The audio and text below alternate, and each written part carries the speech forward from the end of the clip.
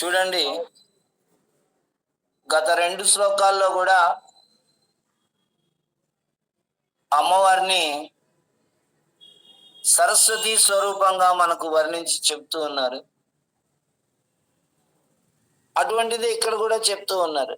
ఏమయ్యా, అమ్మవారిని సరస్వతి స్వరూపంలో మనము ఆరాధన చేయడం ద్వారా కేవలం వాంగ్మయాన్ని అర్థం చేసుకునేటువంటి జ్ఞానమే కాదు, అటువంటి వాంగ్మయాలని, గ్రంథాలని, కావ్యాలని రచించేటువంటి గొప్పవాడు అవుతాడు అని ఈ శ్లోకంలో చెప్తూ ఉన్నారు మనకి.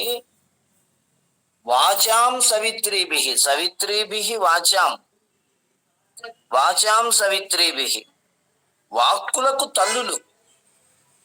వాక్కు ఇలా మాట్లాడాలి, ఇలా ఉచ్చరించాలి, ఇలా శబ్దం చేయాలి అని చెప్పేటువంటి తల్లులు కొంతమంది ఉన్నారు మనకు. వసిని మొదలైనటువంటి దేవతలు, అభిమాని దేవతలు, వాళ్ళు శశిమణి శిలాభంగ రుచిభిః,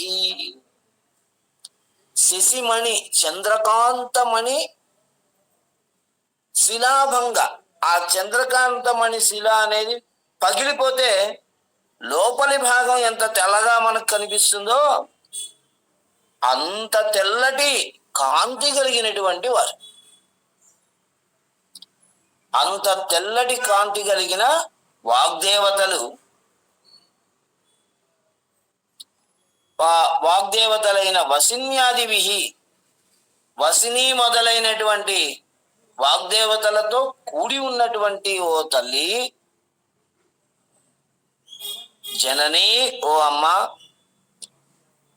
నిన్ను యహ సంచింతయతి, ఆ విధంగా వసిని మొదలైనటువంటి వాగ్దేవతలతో సేవించబడుతూ ఉన్న అమ్మవారిని ఎవరైతే ధ్యానిస్తారో అతనికి ఏమవుతుంది? మహతాం, మహాత్ములైనటువంటి వాల్మీకి మొదలైనటువంటి కవుల యొక్క భంగి రుచిభిః, మనోహరమైనటువంటి మాటలు, వాల్మీకి ఎంత చక్కగా తీయగా కవిత్వం చెప్పాడో అలాంటి మాటలు, మరియు వాగ్దేవి వదన కమలామోద మధురైః, వాగ్దేవి అయినటువంటి సరస్వతీదేవి యొక్క వదన కమలం, ముఖపద్మములో ఉండేటువంటి ఆమోదం, సువాసనలు, అమ్మవారి నోటి నుండి ఎంత చక్కటి పరిమళం వెలువడుతూ ఉంటుందో అలాంటి పరిమళము తీయగా ఉంటుంది. అలాంటి తీయనైనటువంటి మాటలతో, వాగ్భిః మాటలతో కావ్యానాం కర్తా భవతి, కావ్యాలను రాసేవాడు అవుతాడు. చూడండి, అమ్మవారి యొక్క ఆరాధన ద్వారా, అమ్మవారిని సేవించడం ద్వారా ఎంత గొప్ప గొప్ప ఫలితాలను మనకు చెప్తూ ఉన్నారో. వాగ్దేవతలు అంటే సరస్వతీదేవి సకల విద్యలకి ఆవిడ అధిదేవత. ఆమె కాకుండా వసిన్యాది దేవతలు వాగ్దేవతలుగా ఉన్నారు. వసిని, కామేశ్వరి, మోదిని, విమల, అరుణ, జయని, జయిని, సర్వేశ్వరి, కౌలిని అనేటువంటి 8 మంది దేవతలు ఈ వాగ్దేవతలుగా చెప్పారు. అయితే లలితా పరమేశ్వరి ఈ 8 మంది దేవతలను ఆజ్ఞాపించి లలితా సహస్రనామ స్తోత్రాన్ని రచించమని ఆజ్ఞాపించింది. అందువల్ల వారు ఈ స్తోత్రాన్ని రచించారు అని ఒక కథ మనకి ఉంది. అది మనకి లలితా సహస్రనామం పూర్వపీఠికలో కూడా కనబడుతుంది. అయితే మనకి సంస్కృతంలో ఉన్నటువంటి అక్షరాలు ఉన్నాయి చూసారా, సంస్కృతంలో ఉన్నటువంటి అక్షరాలనే మనము తెలుగులో నేర్చుకుంటున్నాం, కన్నడలో నేర్చుకుంటున్నాం, ఇతర భారతీయ భాషల్లో నేర్చుకుంటాం. అ ఆ ఇ ఈ అని అన్నారంటే అది సంస్కృత అక్షరాలే. ఏ భాష అయినా కానీ, అది బెంగాలీ, మరాఠీ, హిందీ, ఏ భాష అయినా కూడా అ ఆ ఇ ఈ అన్నారంటే అది మన భాష. కాబట్టి ఈ అ ఆ ఇ ఈ ఉ ఊ రు రు లు లు ఏ ఐ ఓ ఔ అం అహ అనేవి 16 అక్షరాలు. ఈ అక్షరాలకి వసిని అనేటువంటి ఒక వాగ్దేవత, అభిమాని దేవత.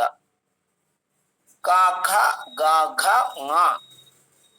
ఈ 5 అక్షరాలకి కామేశ్వరి అనేటువంటి దేవత, అభిమాని దేవత.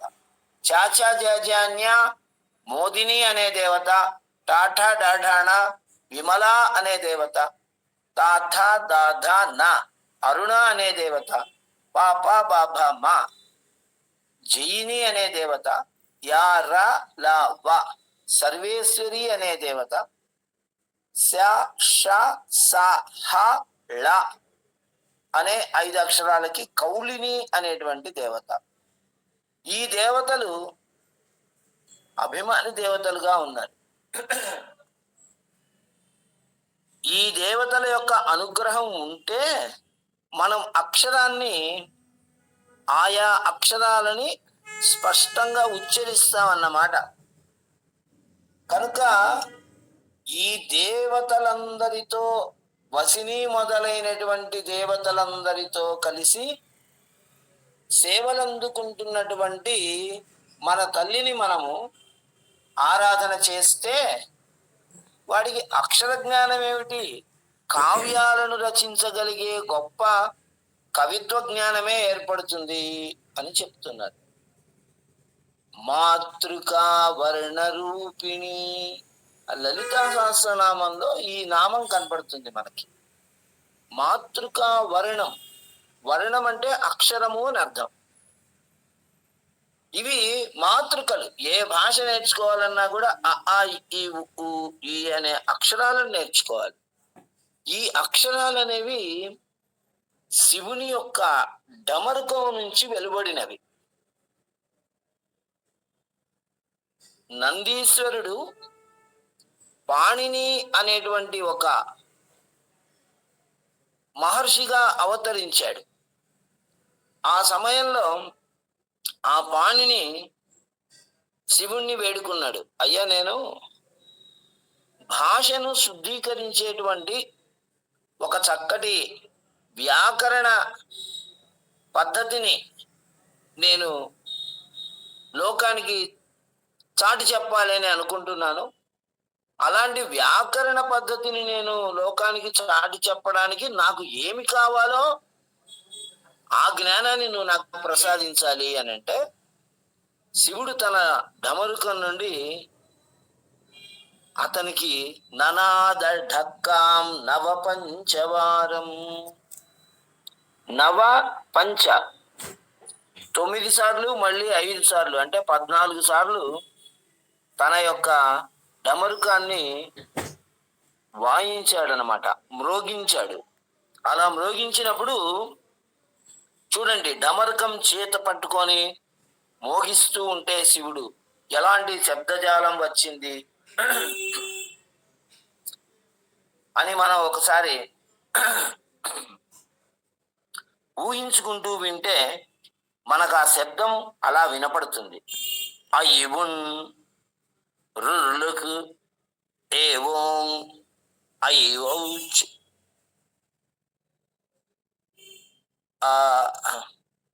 ఐవున్ రుర్లుక్ ఏవోం ఐఔచ్ హయవరట్ లన్ న్యమగణనం ఝభై ఘడధష్ జబగడదష్ కపచటత చటతౌ కపై శశసర్ హల్. ఇలాంటి శబ్దజాలం ఆ ఢమరుకం నుండి ఏర్పడింది. వాటిని తీసుకొని పాణిని అనే మహర్షి సంస్కృతంలో అద్భుతమైనటువంటి వ్యాకరణ గ్రంథాలని రచించాడు. ఆ ఐ ఉన్ అనేది ఆ ఈ ఉ, రుక్ అనేది రు లు, ఏ ఓం ఏ ఓ, ఐ ఔచ్ ఐ ఔ, వీటిని అచ్చులు అంటాం మనం. హయ వరట్ హ య వ ర, ఈ అక్షరాలు. ఇలా ఇందులో అక్షరాలు ఉన్నాయి. వాటిని మనం వేరే క్రమంలో నేర్చుకుంటున్నాం. ఆ అంటే ఆ, ఈ అంటే ఈ, ఊ అంటే ఉ, ఇలా మనం వేరే క్రమంలో కాకా గాగా ఇలా నేర్చుకుంటున్నాం మన తెలుగులో. ఈ విధంగా ఈ మాతృకా వర్ణ రూపిణి శివయ్య దగ్గర ఏముంటుందండి? అంతా అమ్మవారికి సంబంధించినటువంటి వైభవమే ఉంటుంది. ఆయన ఏదైనా ఇచ్చాడు అని అంటే అది మనకి ఆ పరమేశ్వర అనుగ్రహం, పరమేశ్వరి అనుగ్రహం కూడా. కాబట్టి ఆ మాతృకా వర్ణ రూపిణి అయినటువంటి అమ్మవారి యొక్క తత్వాన్ని ఈ డమరుక నుండి వినిపించడం ద్వారా మనకి అవి అక్షరాల రూపమై, భాషా స్వరూపమై మనం ఈరోజు చక్కగా మాట్లాడుకుంటూ అన్ని విషయాలని, ఒకరి మనస్సులో ఉన్న అంశాలని వేరే వాళ్ళు తెలుసుకోగలుగుతున్నారు. ఆనాడు ఆదిశంకరాచార్య స్వామి వారి యొక్క మనస్సులో ఏమేమి ఆలోచనలు కలిగాయో వాటన్నిటిని ఆయన అక్షర రూపంలో పెట్టింటే ఈ రోజు ఇక్కడ కూర్చొని మనం చదువుకోగలుగుతున్నాం. దానికి కారణం ఈ అక్షరం. చూసారా, అక్షర స్వరూపిణి అయినటువంటి అమ్మవారు, ఆమె యొక్క వెలుగు ఎలా ఉంటుందో లోకమంతా వ్యాపించి ఉంటుంది, అన్ని లోకాలకు వ్యాపించి ఉంటుంది. పంచాశతు వర్ణాత్మిక అనేటువంటి పదం కూడా మనకు లలితా సహస్రంలో కనిపిస్తుంది. పంచాశతు వర్ణాత్మిక, 50 రూపాలలో ఉన్నటువంటి అక్షర స్వరూపిణి అమ్మవారు. అంటే ఇప్పుడు మనకి ఎలాగైతే పార్వతి, గౌరీ, శైలపుత్రి, శైలజ, పరమేశ్వరి, ఆది పరాశక్తి, లలిత, త్రిపుర సుందరి, ఇలా రకరకాలైనటువంటి పేర్లు అమ్మవారికి ఉన్నాయో, అలా ఆ అంటే కూడా అమ్మవారే, ఆ అంటే కూడా అమ్మవారే, ఈ అంటే కూడా అమ్మవారే. ఏ అక్షరాన్ని మీరు పలికినా కూడా అది అమ్మవారి యొక్క స్వరూపమే. అది ఒక పెద్ద బీజాక్షరమే మనకి.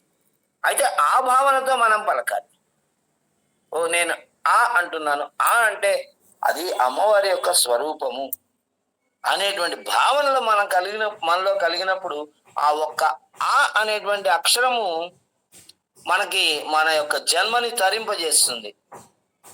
కాబట్టి అలా 50 అక్షరాల రూపంలో ఉన్నటువంటి అమ్మవారు మనల్ని కరుణించి ఆమె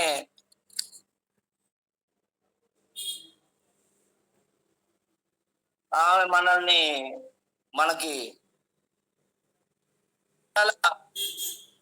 కావ్య శాస్త్ర పురాణ ఇతిహాసాల జ్ఞానాన్ని ప్రసాదించడమే కాకుండా అలాంటి వాటిని మన చేత కూడా రచింపజేస్తుంది.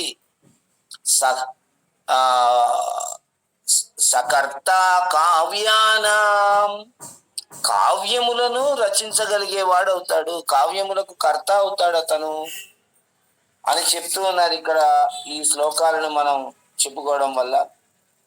కావ్యము రాయడం అనేది చాలా కష్టసాధ్యమైన విషయం అండి. ఇప్పుడు ఈ శ్లోకాన్ని మనము తెలుగు అక్షరాల్లో ఉంది కాబట్టి మనం దీన్ని చదవగలుగుతున్నాం, కానీ ఈ శ్లోకాన్ని ఈ విధంగా రచన చేయాలి అని అంటే అది ఒక పెద్ద తపస్సు చేసిన ఫలితం అయి ఉండాలి.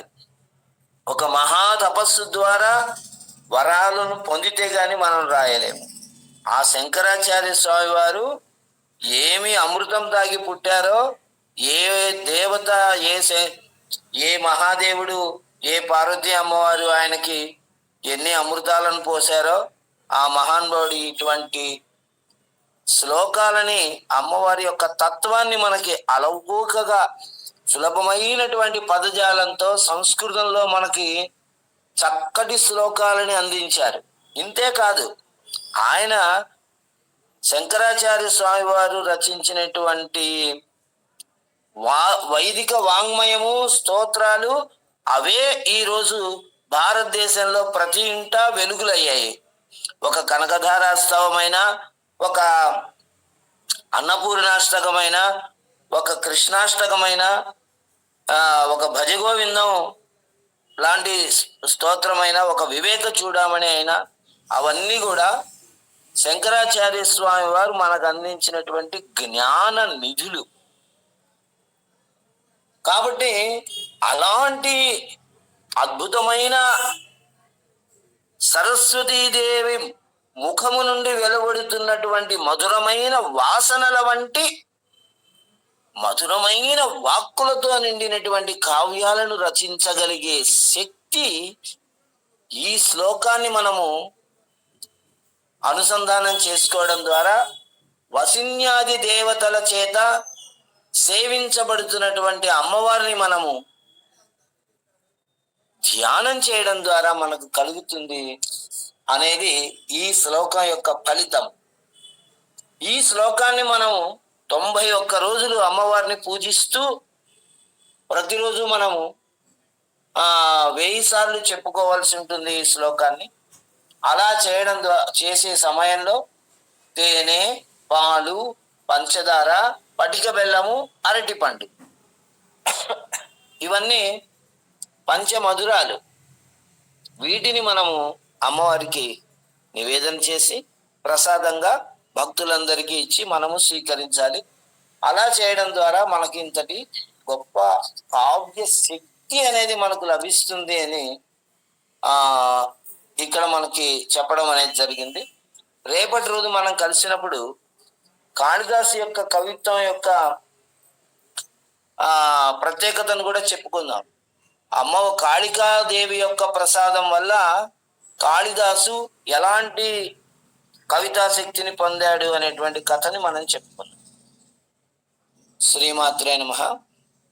త్రిభిర్వాచాం శశిమణి శిలాభంగరుచిభిః వసిన్యాద్యాభిస్త్వాం సహజనని సంచింతయతి యః సకర్తా కావ్యానాం భవతి మహతాం భంగిరుచిభిః వచోభిర్వాగ్దేవీ వదన కమలామోద మధురైః. చివరి పంక్తిలో వచోభిః కావలిస్తే అక్కడ మనం ఆపుకోవచ్చు. వచోభిః అని విసర్గ రాసుకొని వాగ్దేవీ వదన కమలామోద మధురైః మధ్యలో మనం ఆపకుండా చదవాలి. అట్లా చదవలేని సందర్భంలో వచోభిర్వాగ్దేవి అక్కడ వరకు ఆపిన పెద్ద ప్రమాదం అంటూ ఏమి లేదు. వదన కమలామోద మధురైః అక్కడ ఆపే అవకాశం లేదు. అక్కడ మాత్రం ఆపే అవకాశం మధ్యలో మనం ఆపుకోవడానికి లేదు. వాగ్దేవి వదన దగ్గర కూడా ఆపుకోవచ్చు. వచోభిర్వాగ్దేవి వదన కమలామోద మధురైః అలా కూడా చెప్పుకోవచ్చు అండి. కాబట్టి మనకి సౌకర్యాన్ని బట్టి ఇక్కడ మనకి ఏం చేశారంటే వీళ్ళు ప్రతి 6 అక్షరాలు అయిపోయిన తర్వాత ఒక గీత ఇచ్చారు. సవిత్రీభిర్వాచాం 6 అక్షరాలు ఉన్నాయండి అందులో. వసిన్యాద్యాభిస్త్వాం 6 అక్షరాలు. సకర్తా కావ్యానాం 6. వచోభిర్వాగ్దేవి 6 అక్షరాలు. ఇలా ప్రతి శ్లోకంలో కూడా 6 అక్షరాలు అయిన తర్వాత ఒక గీత పెట్టారు. అక్కడ మనం ఆపుకునే అవకాశం ఉంది. ఆ తర్వాత కూడా 4 లేక 5 శశిమణి మొదటి పంక్తిలో, రెండవ దాంట్లో సహజనని 5 అక్షరాలు, మొదటి దాంట్లో శశిమణి 4 అక్షరాలు, రెండవ దాంట్లో 5 అక్షరాలు, మూడవ దాంట్లో భవతి మహతాం 6 అక్షరాలు, 6 అక్షరాల దగ్గర ఆపుకుంటాం. ఇలా ఎక్కువగా 4 అక్షరాలు 5 అక్షరాలు ఆపుకుంటున్నాం. అతి తక్కువ చోట్ల 6 అక్షరాల దగ్గర ఆపుకుంటాం. అంటే అక్కడికి పదాల విరుపు అనేది సహజంగానే శ్లోకంలో ఉంటుంది. కాబట్టి మనకి శ్లోకాలు ఇలా అలవాటైపోతే మనకు తెలుస్తూ ఉంటుంది ఎక్కడ మనం ఆపుకుంటున్నాము, ఎక్కడ విశ్రాంతి మనకి దొరుకుతుంది అనేది. మంచిదండి. శాంతి మంత్రంతో మంగళం చేద్దాం. సర్వే భవంతు సుఖినః. సర్వే భవంతు సుఖినః. సర్వే సంతు నిరామయాః. సర్వే సంతు నిరామయాః. సర్వే భద్రాణి పశ్యంతు. సర్వే భద్రాణి పశ్యంతు. మా కశ్చిత్ దుఃఖభాగ్ భవేత్. మా కశ్చిత్ దుఃఖభాగ్ భవేత్. ఓం శాంతి శాంతి శాంతి. ఓం శాంతి శాంతి శాంతి.